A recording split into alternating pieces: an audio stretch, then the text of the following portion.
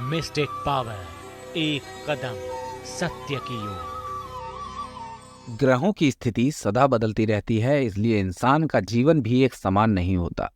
इंसान या तो अपने या अपनों की शारीरिक पीड़ा के विकार से ग्रस्त रहता है। शास्त्रों में शिखर दर्शन ध्वजा को संपूर्ण दर्शन का फल प्राप्त होने वाला कहा गया है।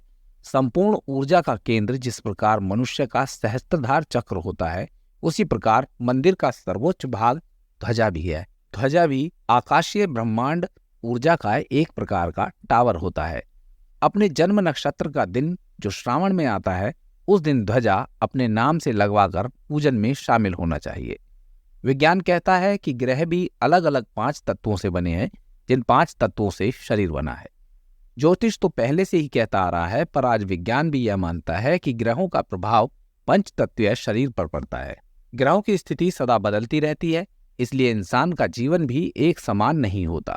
रिश्तों में आए मनमुटाव और विवाद, इन सभी विकारों के लिए एक हद तक ग्रह जिम्मेदार होते हैं। किसी मंदिर की ध्वजारोहण से हम ग्रहों की मारक शक्ति या अपनी सहन शक्ति बढ़ा सकते हैं, इसलिए अलग अलग रिश्तों के नाम ध्वजा लगवाना भी एक ग्रह विज्ञान है।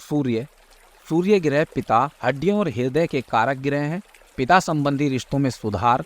स्वयं की पत्रिका में सूर्य पीड़ित हूं तब पिता के नाम से ध्वजा लगाएं। चंद्रमा मन, माता का और फेफड़े संबंधी विकारों का कारक ग्रह है। पत्रिका में चंद्र ग्रह पीड़ित होने पर अपनी माताजी के नाम से ध्वजा लगाएं। मंगल भाई, रक्त, क्रोध का कारक ग्रह होता है। भाइयों के बीच विवाद, क्रोध अधिक हो, रक्त संबंधी विकार होने पर अपने भाई के नाम से ध्वजा लगवाएं। बुध ग्रह त्वचा और ज्ञान का कारक ग्रह होता है। आंत संबंधी विकार होने पर अपने मामा के नाम से ध्वजा लगवाएं।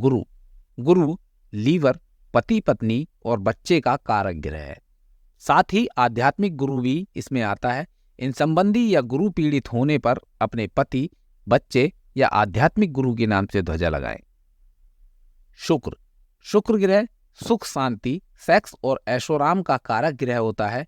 यौन संबंधी विकार होने या शुक्र ग्रह पीड़ित होने पर पत्नी के नाम से अपनी कुल देवी के नाम से ध्वजा लगवाना हितकर होगा।